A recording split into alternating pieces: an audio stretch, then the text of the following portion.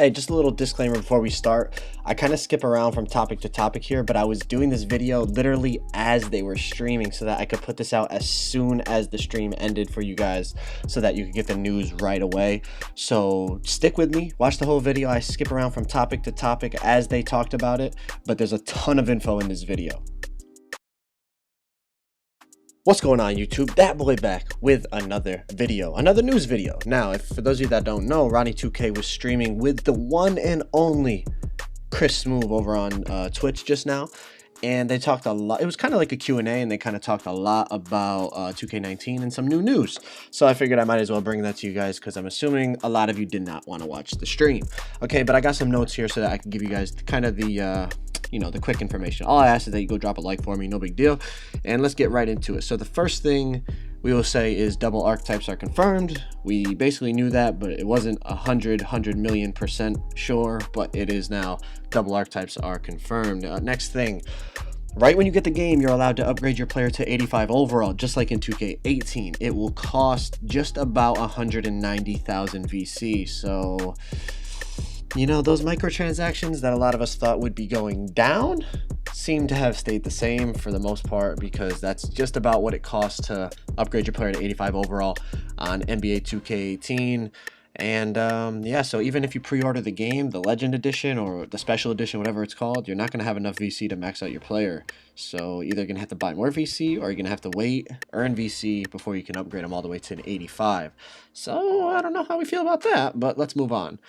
When they asked Ronnie about mascots, he kind of laughed and said, "We'll see." So either he's a little nervous because he knows everyone's going to be pissed that they're not in there, or he's not allowed to tell us that they are in there, and he knows that we're all going to be hyped, because I'm going to lose my mind if I see a freaking mascot in that mypark trailer when it finally comes out. The next thing, let's see, what do I have written down? You can change your animations, like your jump shot, and you can change your clothing anywhere. You don't have to go all the way to your court to change, you don't have to go to your closet, to change your clothes. You can just go into the menus, I'm assuming, and change it while you're in the park. So that will save us a lot of time.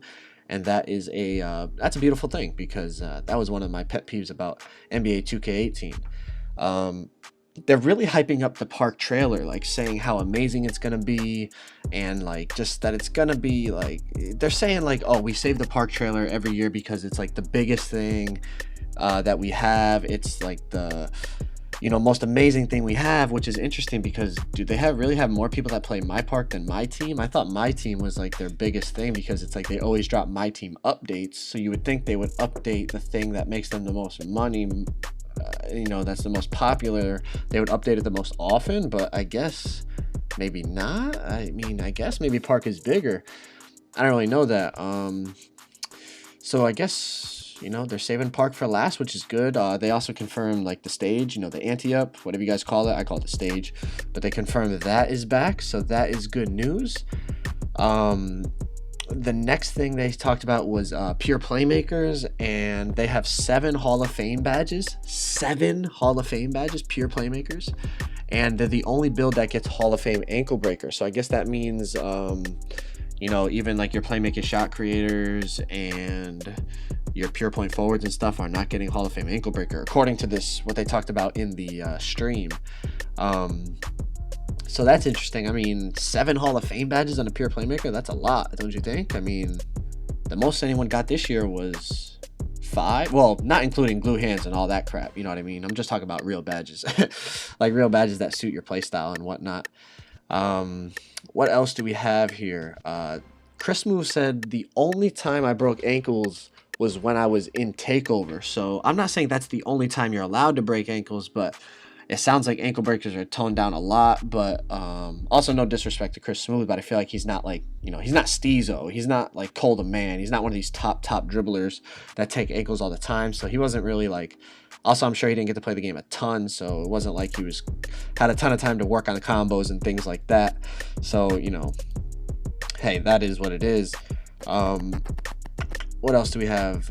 Badges will apparently be harder to get and take more time to unlock, which that's according again to Smoove. I I kind of like that. I think badges should be something that you have to really work for. Like, that's what separates your player, you know, from somebody that just made their player. If you've had your player for a long time and you're badged out, you should have a big advantage over somebody who just made their guy. Badges are what separates your player. So yeah, they should take time. It shouldn't be easy to get a Hall of Fame badge, in my opinion. But I'm also somebody that plays the game quite a bit. So if you're more casual players, I guess, you know, they might not quite agree with that logic, but you got to see it from both sides, you know. You can also, in the player creation screen, you can see all the badges your player gets. That is huge to me because I'm somebody that, like I said, when I make my builds, I analyze everything. I analyze the badges, the attributes, the pluses and minuses of height and weight and wingspan and all that. Apparently, you can see all badges a player gets in the creation screen. That is, honestly, that is fantastic news if you're somebody like me and you really want to make a good build, especially right off the start. They've also talked about how there's more ways to get VC in NBA 2K19, so that's good. At least they're coming, you know, they're being more creative and giving us more ways to earn that VC instead of always having to buy it. But I mean, if you're a real sweat, like honestly, even if you're not a sweat, if you're just decent at the game, you can go to the stage and make VC. I've talked about this in 2K18 a ton. You don't need to go buy VC to make VC. Chris Smoove also says the gameplay for stealing is a lot better, and if you see someone over dribbling, you will be able to knock the ball loose. So again, that's a big improvement from 2K18. That was one of my big things, is that, you know, when you're dribbling the ball and you dribble right into somebody, like the ball doesn't pop free if you're a guard a lot of the time, and it really lowers the skill gap in my opinion, because if you're dribbling in traffic, man, or you're over dribbling and somebody's going for a steal, you should lose the ball, man. I don't care what archetype you are. Moving on, the next thing is blow-bys still happen, but you can defend them, and good defenders guard them much better and easier. Strength is important in doing blow-bys. It is not as dangerous as in 2K18. It just doesn't work the same way at will. So again, we knew this, but again, they talked about it a little bit, so I just kind of jotted that down. Getting badges in NBA 2K19 are like 18. It shows the progress, you know, it shows the experience you have going towards each badge. So that is that's good.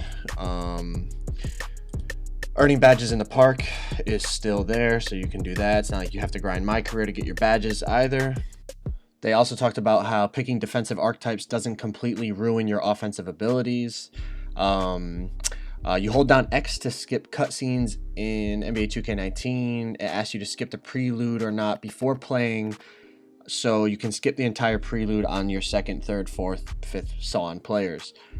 You cannot make multiple builds in the prelude for 2K19. What else do we have? Chris Smoove said he had to ask if rep carries over to a different player, but he confirmed overall does not. It appears to be separate in NBA 2K19. So rep and overall seem, judging by what they were saying, it seems that they are separate, meaning your overall does not carry over from player to player, but it sounds like, and I hope this is true, your rep does. Another new thing that they talked about was the fact that there is a VC multiplier depending on your difficulty level in mycareer. So basically there's no multiplier if you play on Pro. If you play on All-Star, you get 1.25 multiplier. Superstar, you get 1.5 multiplier. Hall of Fame, you get 2.0 multiplier. So 2 times multiplier. So that's good. That goes along with the different ways to earn VC. Also, we talked about, well, not we, but they talked about the fact that you can earn badges in China, which I think means you can earn badges in the prelude, and you can earn attributes. Like, basically, you can upgrade your player in the prelude, which is very different. But also what they talked about was the fact that when creating your player, you can't see the attributes. So obviously they're hoping, well, I'm hoping that changes, because that's how it was last year, and it was BS. Like, you're just upgrading bars and you don't know what the bars are giving you in terms of attributes, and that was very frustrating. They also talked about Saturday will be the next news leak, well, not leak, but you know what I mean, the next news drop, and it will be Pro-Am. They'll be talking about Pro-Am on Saturday. I think it's going to have to do with matchmaking, but that's just my speculation. I think I hit on most of the big points.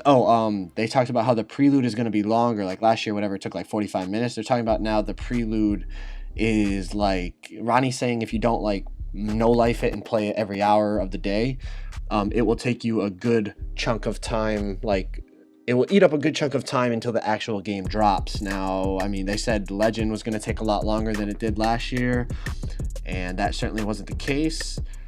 But hey, that's what he said, so I'm just relaying. Don't kill the messenger, you know what I mean? But I think I hit on most of the big points. I do not think I'm missing anything. Let me just look over my notes real quick. I think that's it, guys. So make sure you guys drop a like for me. I don't usually say this, but subscribe if you're new. And that's about it, guys. So that's the news, and I will talk to you guys probably Saturday when the next news drop hits, and it'll be Pro-Am, so that's exciting, man. Hope you guys enjoyed the video, and I am out.